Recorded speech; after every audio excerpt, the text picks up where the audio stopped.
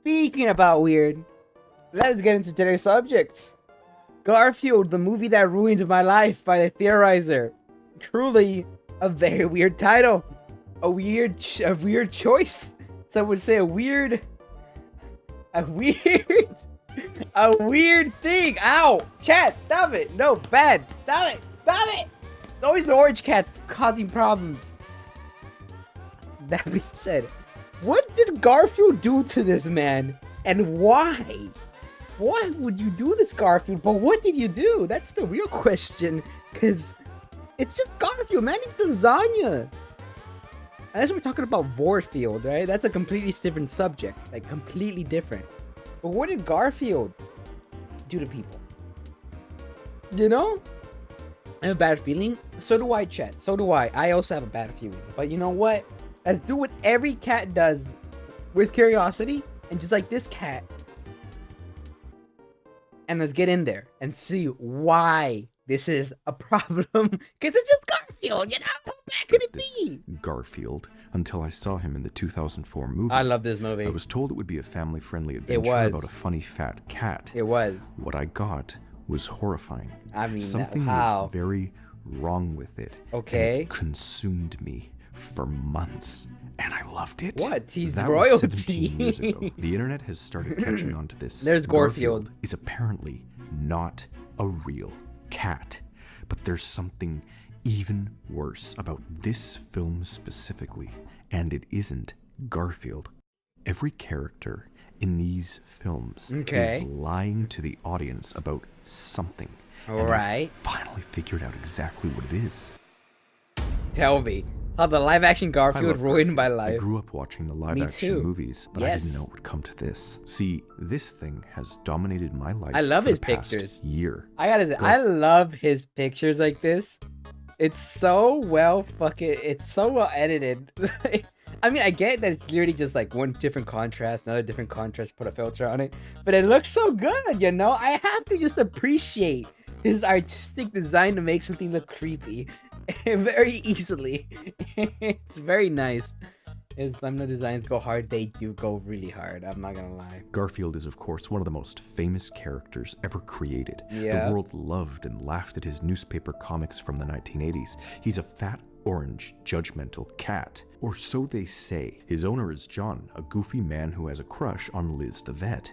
They also have a dumb dog named Odie. Garfield's favorite food is lasagna. He hates Mondays, and people relate to him. Of course. But in 2004, they made him into this live-action movie where all of the actors and animals were real, except Garfield, who's this fur blob that's animated very expressively and voiced by Bill Murray. None of the humans can understand the animals, and Odie can't even talk at all, and they made an interesting sequel too. But many people, including Bill Murray, didn't like the movies. I like them. I didn't even know what Garfield was until I saw these movies. I still have the DVDs. Yet, despite watching these so many times, I had never dared to investigate them.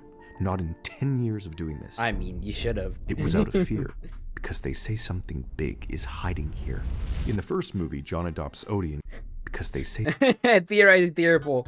Man was a few votes off from being the second Matt Pat, driven to delusion for diving into Five Nights at Freddy's.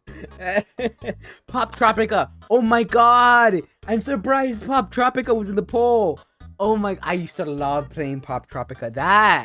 Now that's a flashback right there. Pop Tropica is something I have not heard of in a long time. He does a lot of polls. I see. Something big is hiding here. In the first movie, John adopts Odie and Garfield has to get along with him. But when Odie wins a dog show, a crazy TV host kidnaps him and Garfield must save the day. In the sequel, they travel to England and Garfield accidentally swaps places with a royal cat who looks just like him. Seems like a dream come true at first, but the rightful owner of the castle keeps trying to kill animals, so everyone has to rise up. So I went in with a magnifying glass. Dozens of extremely weird things not one person has ever seen hiding in plain sight. Very specific things to fill out their world, but it appears as though the creators read the comics and tried explaining some niche things. Recently, artists on Reddit have done this too. This is very Garfield. Me. Or is it? See, this Garfield is an alien demon, yes, obviously. But the real mystery here lies in the people around him. Whether this was intended or not, I'm about to permanently change these movies. That's fine. All we know is that Garfield is somehow related to these royal orange cats. No. They all look the same all throughout history. Who are these people? All ruling this I estate, get ready. It's gonna go. because Get ready. they may be Get ready. CGI, but that is literally a part of this story. He's clearly a demon. I don't know if demon's the right. Okay, no, actually, let's no. make a If we few go with things clear Garfield, from the yeah, get-go. he is a demon. The live-action Garfield is not a cat. To figure out what this thing, this Garfield, actually is, we need to establish a few things. One, Garfield and Prince obviously do insane stunts in the movies that no real animal could ever do. Deadly stunts. And it's because... Falls into lasagna. Yeah, it's CGI, a computer-generated animation, a cartoon in the real world. These two are the only animations because of how important they are. The expressive faces, the human movements, teleporting around, eating impossible amounts of food. Obviously, it's because they're cartoons. But it's interesting because this seems to be a big story point. Look closely. Garfield says that all of the barnyard animals have vacant expressions. There's some sort of affliction that produces this glazed look behind your eyes. He's joking about how real animals can't act like he can. They kind of just stare off screen. And to double down on this, Prince does the same thing with Odie. You there, with the wise and thoughtful look. Hello? They know. They make fun of it. 3. Of course. The ages. This is Prince the 12th. I think yet it's. these I mean, paintings go back many okay. hundreds of years. Are we gonna say that they are fully aware, and not just aware, but they make fun of these beings that are lesser to them, and even though it's a joke, that means this is the a stance that they are aware of that these things are just regular animals and they are not. They are greater. They're demons. There have been a long line of lineage, and these guys all did horrible things, and these were their devil on their shoulders. I mean, it's strange how Garfield is the only cartoon-looking animal. I mean, yeah, but Garfield is the mascot. It's the mascot of everything, right? He's the whole point. It's all about him. It's kind of weird how you would make this and not make him CGI, considering what he does constantly. But I'm not gonna dive into technicalities because that would ruin any of this. I'm just gonna go into, yes, let's see how crazy we could go. Let's see how insane this is. And yes, tell me more about how this guy's a monster. These are your ancestors dating back 400 years. How can this be the 12th if cats only live like 15 years? Like, do the math. These are human lifespans. 4. All of them are exactly the same. There's no variance in the animation between any of them, between Prince, Garfield, the ancestors. They mimic each other's movements. Are they all one lives, entity? And even thoughts. Are you gonna say that?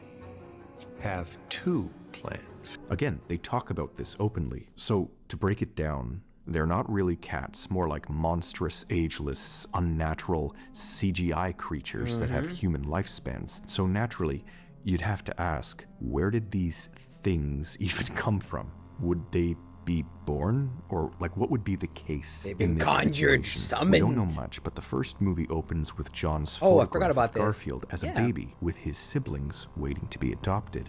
And one of these things is not like the other. This is obviously on purpose. I remember that. Again, they're pointing out how he looks nothing like other cats. But really think, these are not his siblings. He's like a big red beacon saying, pick me. How would he even get here? Does he even have parents? He jokes about it a couple times. Gosh, you sound like my mother.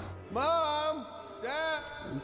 Mom! And see, he knows he belongs here. We know so little, but he's so weird, and everyone knows. Even the solicitors mention that. Yeah? Wait a second. Hold on. Yeah? Hold Speak on. to me, I'm here. If they Tell make me! this weird, why isn't there more surprise? Why are people so calm about seeing this? And people, they can react. Look at how they treat Odie's dance, but nobody reacts to Garfield. This thing? Why the hell not? Not John, nor the vets, nor the kennels say He's controlling everybody mentally. Unless they do know. Yeah, of course. Oh, the editing's fantastic. Oh, absolutely. That's already, that goes without being said. So, Garfield isn't a cat, but I think all of the humans know this. Yeah. And they don't want to talk about it. You'll see. Let's go on a journey, start to finish. England to Garfield. We have to start this. We'll listen to him obviously, but I think it's more like Garfield chooses to the dumb people down around him, like maybe he makes it so they can't have that type of reaction around him. Have you looked up Garfield from the? I already even know. My feet, my socks, my brain. I took out my brain and I threw it in there already. I already dove into that. All right, I already dipped my toes and dove into the Garfield already. Dove into it. It's pretty cool. It's very fun. It's not as creepy as you think, to be exact. All right, it's gonna be a bit of a tangent, right? But the artist of Garfield, right? Like if you look at his other works, he doesn't actually derail characters that crazily, if I remember right. Because I know he also made like a let's say Caillou. Not Mario. What's his name? Elmo. There you go. He made an Elmo thing, right? And just because they look evil doesn't mean they are evil per se. Other artists took his work and made their own Garfields and made them eat and stuff like that. But the original works aren't exactly. Thank you, Kat. That brings so much to the conversation. Thank you, chat. Appreciate it. But it kind of like it sticks with the idea of what the original character is and what they do. Like the one with Elmo, he looked super creepy, super much like a monster and everything. But in the end, he helped the kids that fell into his dimension of crazy because he realized that if he took them away from their parents, they would also be the same subject to the loneliness that he had and he has. And so basically all his works have messaging, and Garfield is another one of his works that, while it looks creepy, also has like that similar, it's not straying away from the character. Meaning wise, obviously visually it is different, but they keep their personalities. I wouldn't say their personalities per se, but their messaging of what the original character gives and is there somewhere. Fortunately, a lot of people like Garfield so much that they started doing a lot of comics where he would just kill everybody and all that, which people do. People could do what they want, but yeah, as far as I'm aware, I think that's what happened. But the general consensus of Garfield, like there's some paintings of anything. You know what? Actually, I could probably look it up right now, right? Here it is. The consensus for Garfield was always that John is an angel and then Garfield's a demon. The forgiveness of John. All right. I've seen like stuff like this pop up. This is the general consensus of it, right? That Garfield was always a demon, right? And sometimes John is like this. Most of the time he's just a regular human, and then Garfield is trying to, in a way, manipulate him. But this is the general consensus of the whole thing, as you could tell. And honestly, it looks... Oh, fuck. That's not what I meant to do. Honestly, I mean, it looks great, I can't help but like this art. It's got that... Well, this is new. It's not really new. This has been here for a while. For a couple of years, I think, right? Since this came out. But yeah, I find this very, very cool. It's a whole separate tangent and everything, right? But there's always been stuff like this, and it's gonna be around for a while. But like, the art that came out of this entire tangent is interesting to say the least, okay? And creepy. It's a whole thing, but yeah. That's a whole Garfield side. That's detached from this. It takes the similar idea, as in he's a demon, but I wonder if, and obviously in this theory and everything, in this movie and everything, if that being that having them having that the economy is obviously not here, right? John's not an angel. None of the other people are. Everybody's human. The only one here a demon is Garfield, as far as I'm aware from his theory. Yeah, which is very interesting. I want to see where this goes. Story by uncovering the secrets of the castle where everything begins. All right. Look at this. Why would they have a dungeon to lock up troublemakers? Okay, but now why does it have a cat-sized escape contraption? Well, they probably built it this way in case they got stuck in there with their cats, right? They were very attached. Maybe they were scared of being invaded and locked up during a battle, so this allows their cats to slip free as a backup plan. But what kind of insane situation would actually call for that? Listen, you're going far. Their cats. I thought this would be a dead end, but then I saw this scene of Garfield wearing their cat-sized armor with a cat-sized sword.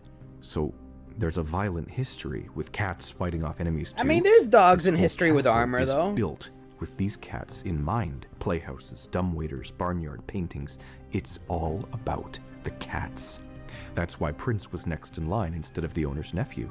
She was obsessed with him. She knows. But what about her associates? Lord Dargis absolutely hates animals because his aunt loved them more than she loved him.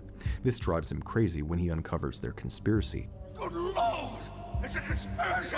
But notice this, when Prince counts to 100 during their fake game of hide and seek, Dargis throws him into the river. 96, 97, here I come.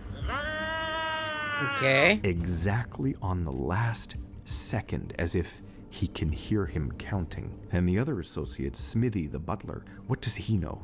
Well, he believes the whole Garfield cat mix-up without any evidence. He even brings the police, he's so certain. The butlers line up on cue. They can order Garfield's plasma TV. Garfield can really communicate with them. So then I had a truly crazy idea. I tried studying the villain from the first movie, Happy Chapman. He's a TV host, jealous of his famous brother, but he's American. He should be totally unrelated to the Carlisle Castle. So I investigated tell me the his string office, theory here. And royalty references aside, what's actually weird is the fact that he works with the U.S. government and has a presidential seal on his door. His mission was to deliver pet content to all of America through the news. So it makes sense, I guess, if it's a national priority. But this really cranks up his importance to the presidential level. And then I remember his animal sidekick, the one he said was stuck with him, was none other than a trained British performer named Sir Roland. My name isn't really persnickety. It's Sir Roland. I was trained in the classical theatre, you know. Who was openly surveilling Garfield, like the knight he is. Okay, so there are big connections here, big similarities. If it's possible that they all know about each other, then what exactly would be going on? The presidential seal is crazy, absolutely. No, if they know these cats are CGI, why are they hiding it? Let me introduce you to Petco, Happy Chapman's pet food company. This organization has held local dog shows for we're going down the 18 years conspiracy. with judges like Liz. John goes to their show in the first movie. He brings Odie just to watch. Garfield sneaks along too. It was fuck, no, fuck, actually press the thing. Here. Okay, there you go. It's all an inside job by Petco.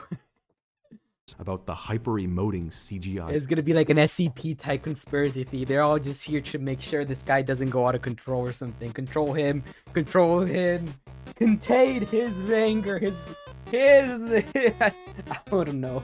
It's to contain him. Blob that's destroying everything backstage. Just look at how fake this is. Look at him. It's like they're acting overly normal on purpose. So am I saying that Petco is setting up elaborate acts on purpose? Yes. Look at their cat food. Isn't it a little weird that they put a map drawing game on the back of their boxes? Like, this is something companies do to cereal boxes for kids to play during breakfast, not cats. What do they think? Some bored cat's gonna be playing this while eating breakfast? No. Honestly, it's like they gave Garfield instructions. We know that Petco has press agencies, like this newspaper, which is just for dog shows. But what about this one? Sources tell me that this incident somehow involved a dog and a very heroic cat. Sources say he's a heroic cat? How the f would they know? Even John himself thought that Happy Chapman had kidnapped both of his pets. So how the f do these people know that Garfield saved So Odie? true. Like, I don't know who they are or how controlling they are, but the fact that they have news access and even John's TV channels change scenes and air 24/7 dog shows to Garfield is a little weird. I did also remember that the Black Eyed Peas made this song for the movie. Garfield trained Odie on it because of how much it played on their TV. And of all emergency songs to play at their dog show, It was they the same chose song. this one. Why this one song? Unless they knew.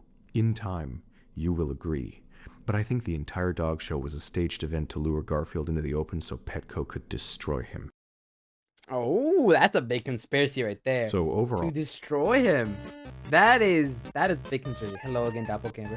Hey, you got it. I got it first, bro. You're my doppelganger. Ain't no way around that. they're not cats. Natural and the royalty human, yep. knows, so Dargis knows, meaning Happy Chapman knows, so all of Petco knows, So, which brings me The to government their for other America judges, knows, and the the woman royalty herself, UK knows. Liz Wilson. When John takes Garfield She's an inside serious, agent. Look at what she says. Let's get Garfield in for a step. I want to talk to you in private. What was that? I want to talk to you in private. So, you're admitting that this cat Yes. Oh my can God. understand Yes. everything you're talking Yes, about? he Okay. does. Yes. Now, tell me how this low-level American vet can replace Jane Goodall. Guess who's going to be speaking at this year's fundraiser for the Royal Animal Conservancy? Jane Goodall dropped out at the last minute because she's nursing a sick chimp, and they asked me. Why does she get to replace Jane Goodall? That's a famous, esteemed animal rights advocate. Who are you?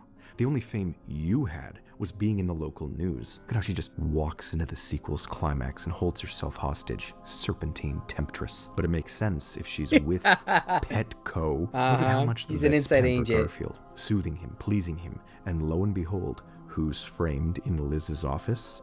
Happy Chapman. And so we finally reach the man himself. It all goes John for Arbuckle. full circle. Does he know that his cat Oh, for sure. is not a real cat? Oh, for Apparently, sure. they say he constantly brings Garfield to the vet because he's loved Liz since high school.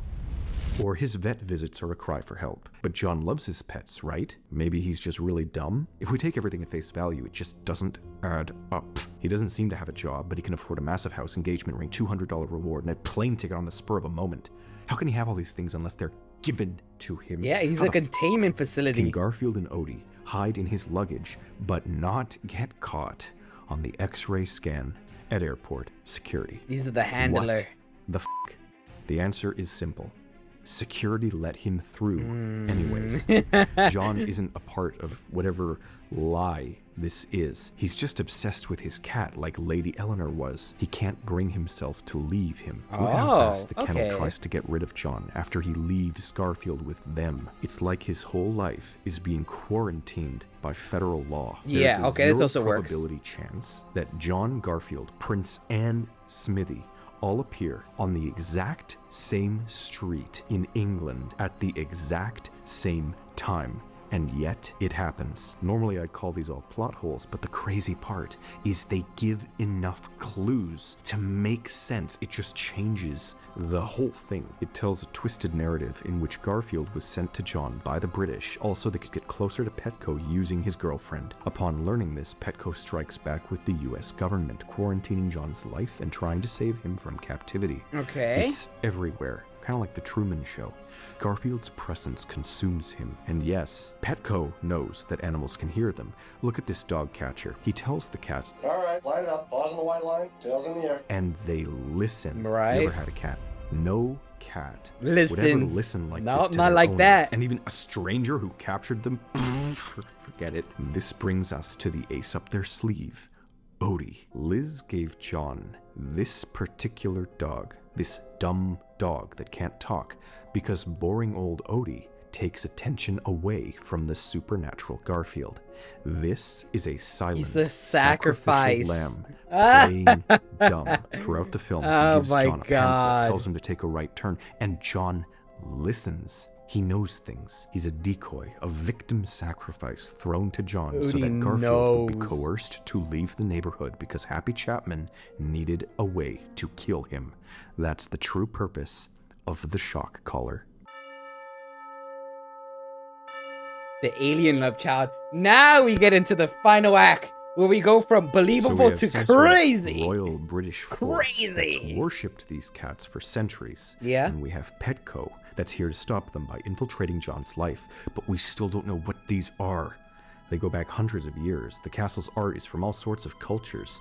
Where does it all begin? Mysterious cats that rule the masses on high as pampered royalty. Hold on. Are we gonna go to the Egyptian? Ancient Egypt. Yeah. It's like their whole thing, isn't it? I mean, if we were to go with that, it would answer a lot. All of the Egyptian alien conspiracies are about them living there, ruling there, building there, breeding there, and leaving behind their cats to watch over the world. It would make these creatures their pets, basically. So, is Garfield an alien love child? I thought he was British. No, listen carefully to what the tour guide says. The original medieval kitchen has stood on this site since 1485. Yes. Carlisle Castle was built up around this medieval kitchen. Okay. They're suggesting that the cats came here and built this for the food. They are from somewhere else, as reflected by the museum's many cultures. They were supposed to rule, as we see, but they were cornered down to this kitchen, and there's only 2 of their kind left. So they take charge of their animal friends, their associates, surroundings, and rise up in both films. Keep in mind, they don't necessarily know they're doing this or who they are, but they're seeking to rule. Okay. Aliens, Egypt, whatever. Do we actually ever see these gods? Well, we get a plot twist when Garfield tells us to our faces. That's one small slice of lasagna. It's not a dish. It's the stuff of dreams. It's the food of the gods. This one line explains.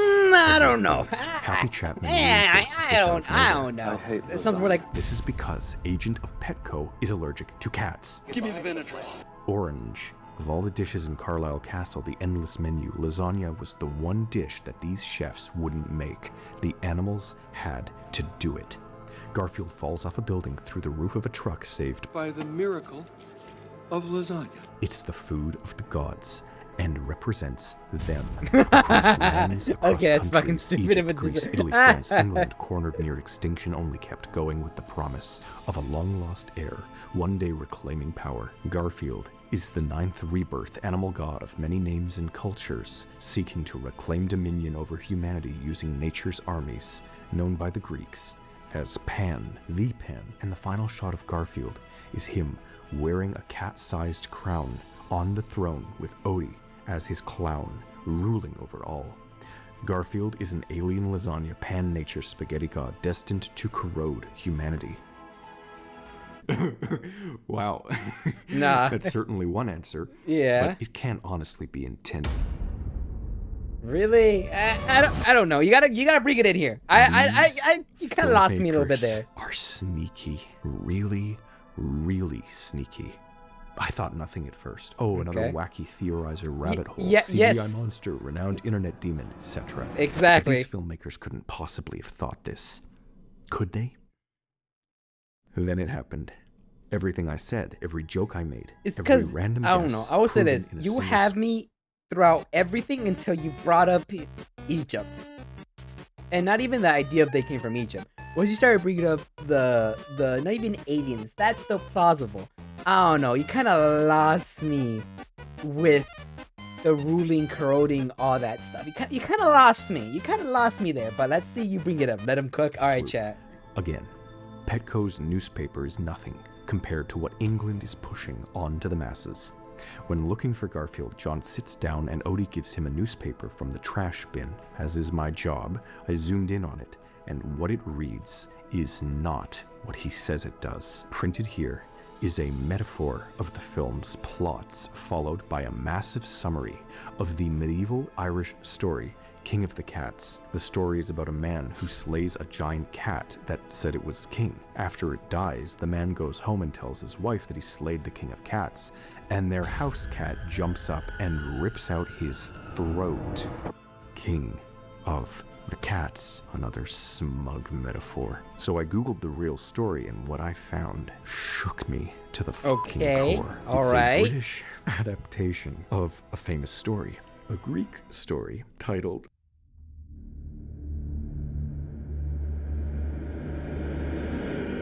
Death of Pan. Oh my god. I was spitballing. It was supposed to be an epic conclusion to my biggest reach, but here it is. He sounds. Why do all my jokes Oh come my true? god, Jesus Christ, Why do all Garfield, my bro. assumptions come true. Every time I try to make a theory and make it sound crazy, it wraps back around the planet to rip my skin off. Why me? Am I being screwed by some errant hellion of fate? Why? I suppose it's no big deal. I'm used to this. This is just a newspaper, right? It can't possibly mean that Garfield is some lasagna alien from Egypt who tortures John and has British cults out to destroy him. I talk about this theory online. I post about it. Oh my god. All I get is people telling me it's canon to everything else. This exact shit. Do you guys like doing this to me? It's What funny kind as of fuck. sick pleasure do you get? Well, good I mean, news. I think it's discarded funny. all the other canons at the start, so congratulations. My theory that they intended this is true, but this is about the movie lore. They only hint at this shit. They don't show. I don't care about some alien love baby, okay? I'm worried about Garfield. What was that? I don't care about some alien love baby, okay? I'm worried about Garfield. Odie, you know what? You're being rude.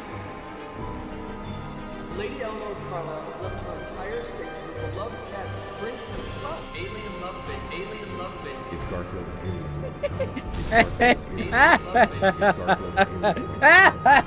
It wasn't the British that sent him to his destiny. Oh my god, I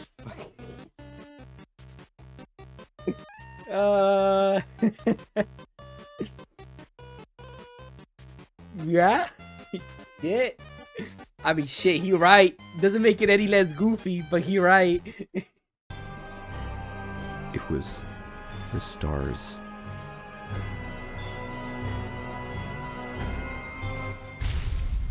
We continued.